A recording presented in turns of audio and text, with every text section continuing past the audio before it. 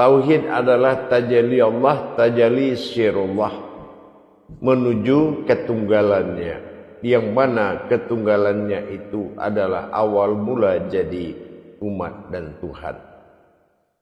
Aku dalam kata tauhid adalah puncak pencarian, puncak tujuan dari pencarian keakuan dan masa akunya yang wajib dialami oleh kodratnya Allah, yaitu wujud manusia.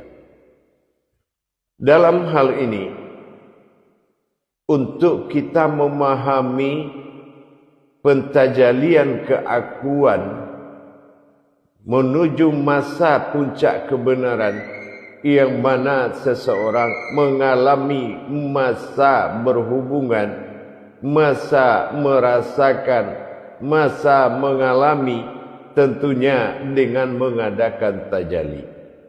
Baik itu tajalli wujud, baik tajalli wujud dan tajalli maujud yang sekarang kita lihat dalam situasi maujudnya seorang manusia ilahinas dalam kerahasiaan, awalnya rahasia dan terlihat lagi sebuah wujud bermakom rahasia. Untuk ketinggian pemahaman ini hanya bisa dipahami bagi orang-orang yang sedang melakukan mujahadah pencarian. Tetapi di dalam masa pengalaman, dalam masa kekuatan itu sangat berbeda. Kalau hanya sebuah pengalaman, akhirnya kita mendapatkan sejuknya sebuah cerita.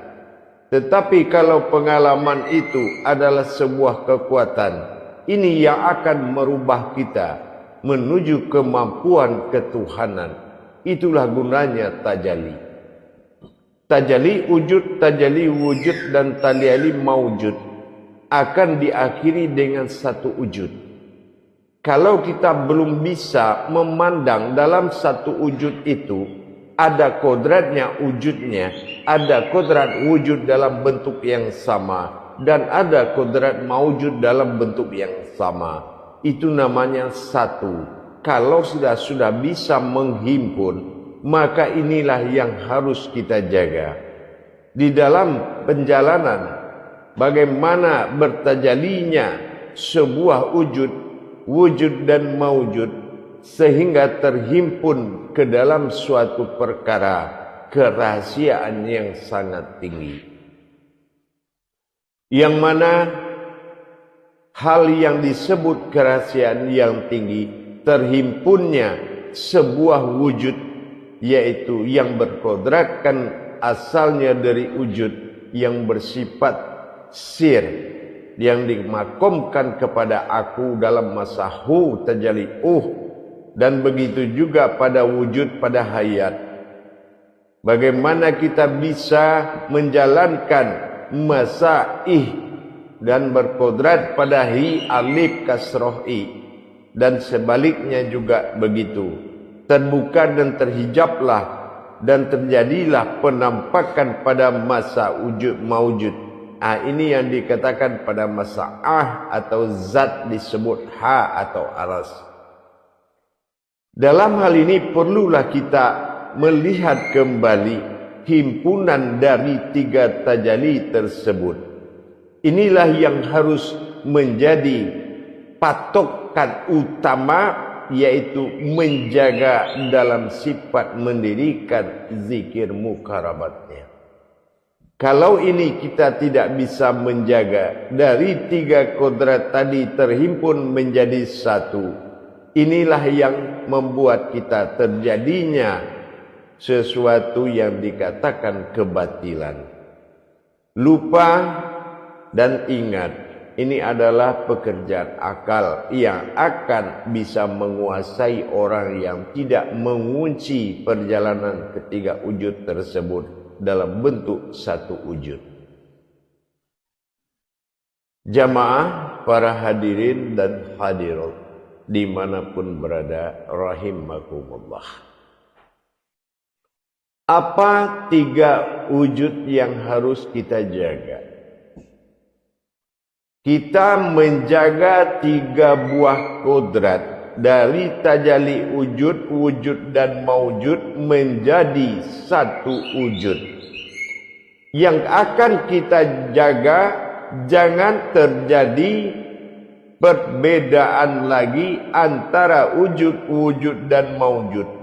Nah, ini yang dikatakan kodrat ada dan tiada, yang tidak mungkin lagi menjadi 2 kodrat, tetapi sudah menjadi 1 kodrat. Dengan kita menjaga 3 kodrat di dalam 1 wujud.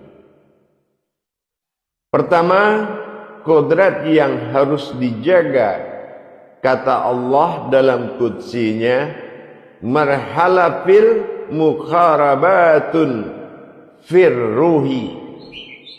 Waspadailah olehmu tentang apa yang dikatakan ruhi atau hayat. Nah, ini dalam 1 wujud. Yang kedua, amalahu firmahalatatun ala mukharabatun fis sirri. Diwajibkan kita melaksanakan amal untuk menjaga mana yang dikatakan sirri atau rahasia pada wujud yang sama. Yang ketiga, Allah katakan wa amalahu firmahalatun wal muqarabatun fil qalbi. Beramallah kamu atau berbuatlah kamu kepada sebuah penjagaan terhadap yang dikatakan qalbi. Mana yang dikatakan qalbi atau hati? Dari 3 kodrat inilah yang dihimpun menjadi 1 wujud. Apa yang berawal dari aku, yaitu yang dikatakan hu dan ih tadi. Ini yang telah akan mewujud pada 3 kodrat.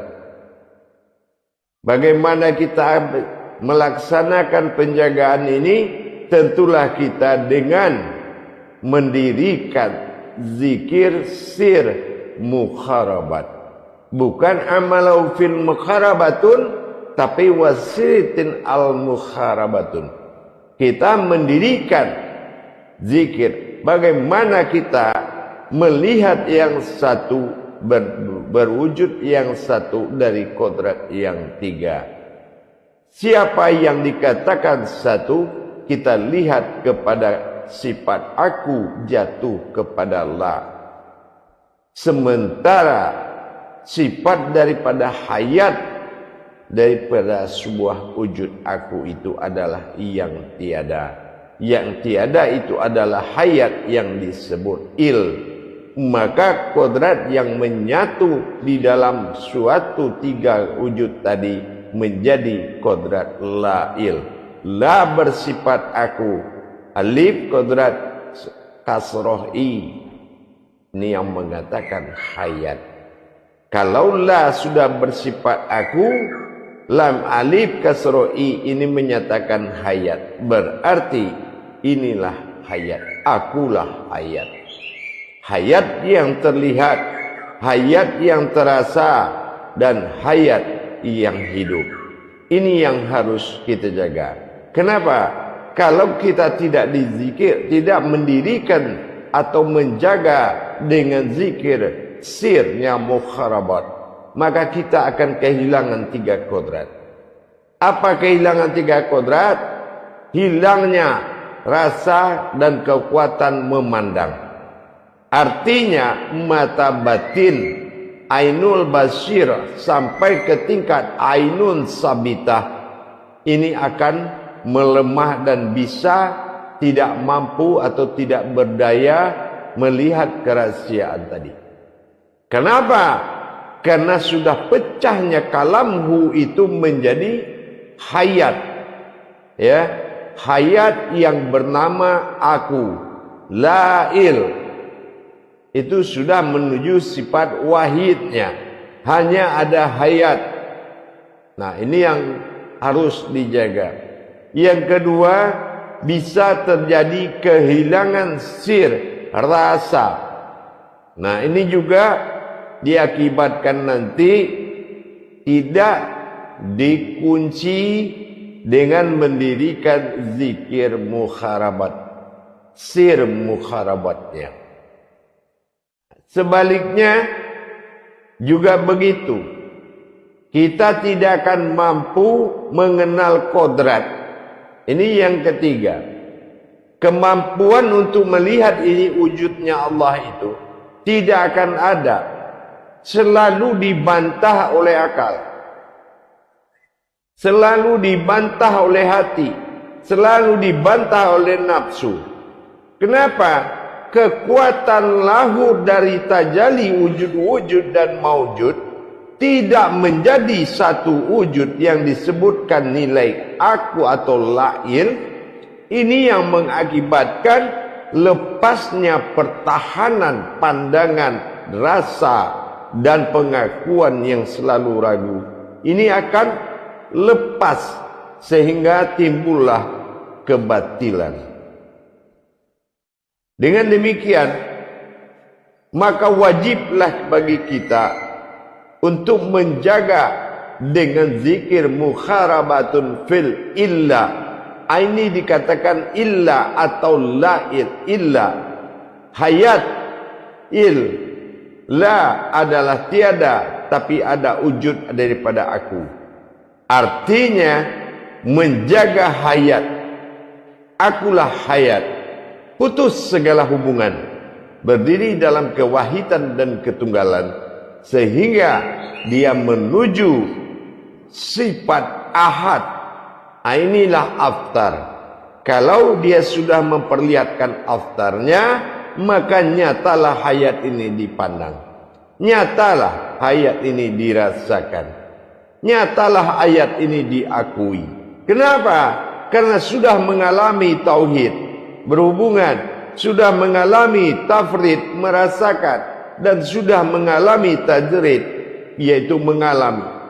Jadi tidak bisa lagi ada bantahan. Kemampuan untuk mengakui titah Allah pada diri hanya dengan datangnya kekuatan Allah. Tidak ada sesuatu pun yang bisa mengakui dengan kekuatan batin apapun, dengan kekuatan marifat apapun. Kenapa? Karena kaji wujud-wujud dan maujud belum sudah ada sebelum titah kun dan fayakun itu ada. Kun fayakun adalah awal daripada usul, akhir daripada asal. Awal daripada usul apa? Ini sudah terjadi, sudah ada. Begitu dia terjadi pada awal, inilah yang dikatakan terjadi pada Yasin 82. Apa yang 82? Ini dikatakan 10 kodrat Allah, 7 bersifat dan 3 dalam berkodrat. 10 suatu amal besar. Untuk itu barulah kita paham kalau lail ini adalah suatu kekuatan wahyu, ya, yaitu kadarnya. Kadar lail ini adalah kadar wahyu. Apa kadar wahyunya? Dia itu sebuah hayat yang lebur jadi ayat. Ingat, sebuah ayat yang lebur jadi hayat dan kembali menjadi ayat. Ini yang dikatakan wahyu. Makanya Al-Quran itu wahyu. Wujud dari Al-Quran adalah kalimatul haq. Siapa kalimatul haq adalah kodrat dari manusia itu sendiri. Makanya ada kata lail. Lail adalah kodrat ketunggalan Tuhan yang akan bersekutu dengan sifat ketuhanannya yang diberikan asma bernama Allah. Ini kita bertemu di kata syahadat, yaitu lail. La adalah aku, ya, il. Ini adalah hayat. Akulah yang hayat. Tidak ada lagi yang hayat melainkan aku semata. Hayat itu terlihat jelas. Ilaha, kalau sudah laha berarti ini yang dizahirkan dalam keakuan, yang dizahirkan dalam keakuan menuju martabat Allah.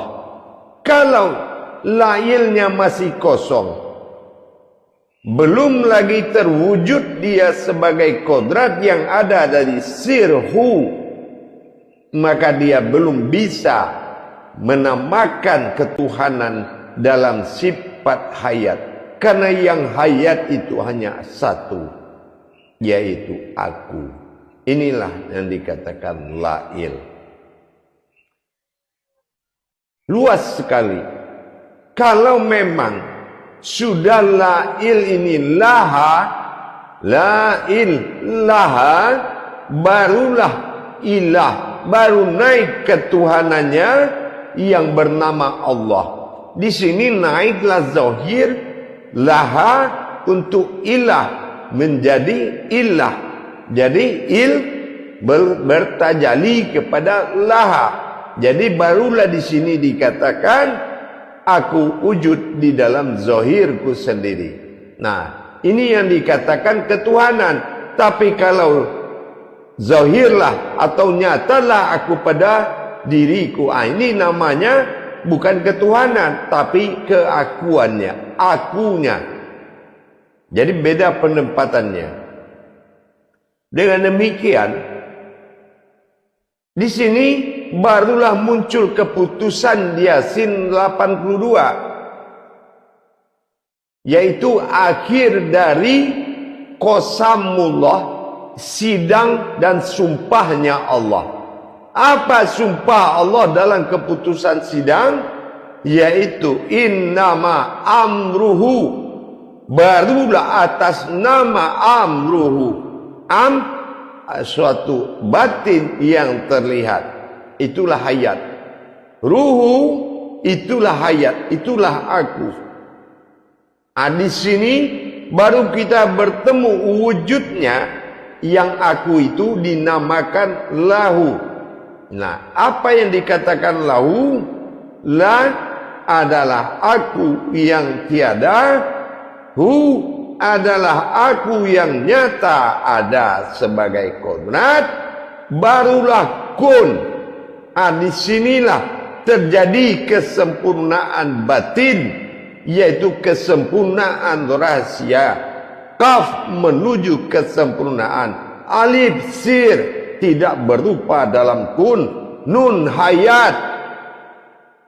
Inilah wujud yang ada di dalam kun itu sendiri. Yang satu berkodrat Tuhan, aku.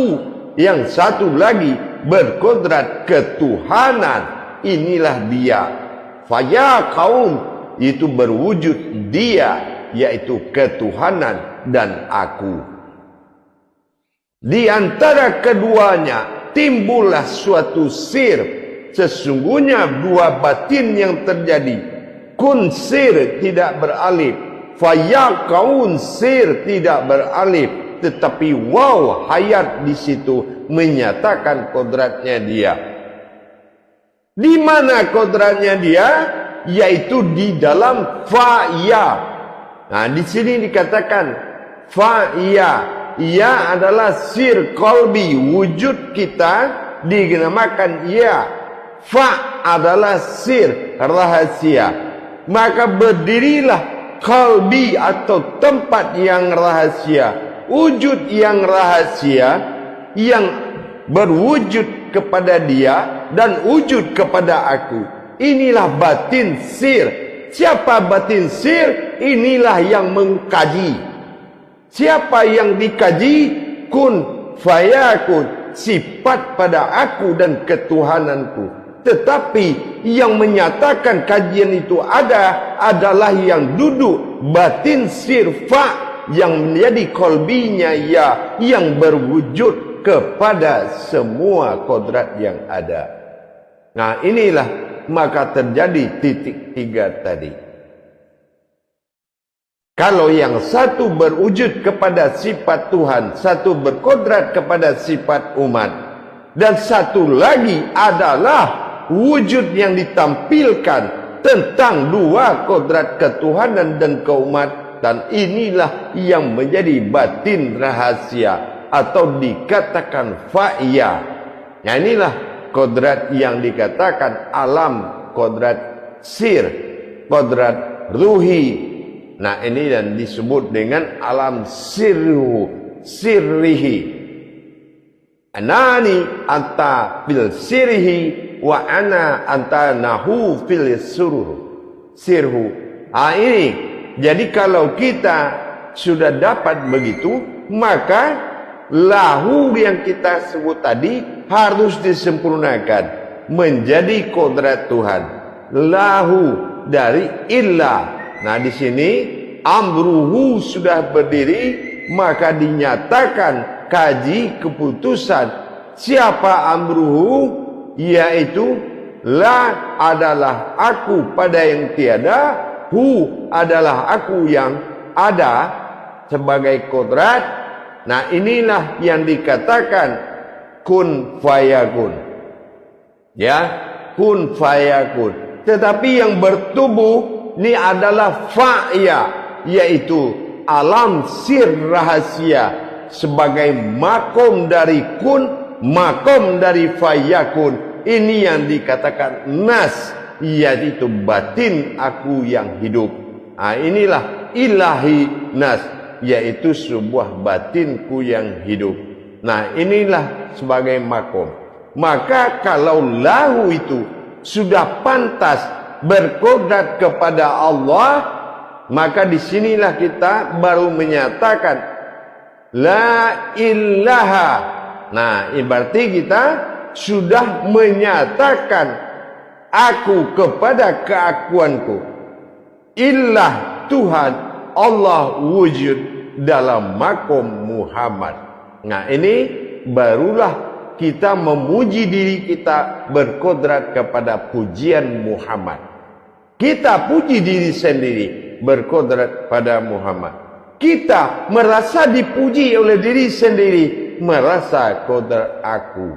Nah, disinilah siapa yang menikmati batin rahasiaku, fa'ya tadi. Nah, itu jadi itulah sir. Innallaha inna insanu masakinatul wal marido. Tahukah kamu dari rahasiaku?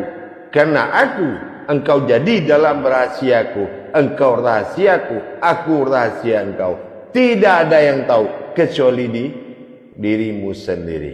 Di mana kamu tidaklah bersekutu dengan siapapun, yaitu pada wa ma bainahuma. Allahul ladzi khalaqas samawati wal arda wa ma bainahuma, yaitu kun fayakun. Nah, mana di wa ma bainahuma fa'ya inilah. Maka apabila kamu sudah mencapai ujian terbesar, kalau ada sultanil azim, raja diri, dan ada di sifat katakan azim, maka kamu harus berada di antara keduanya.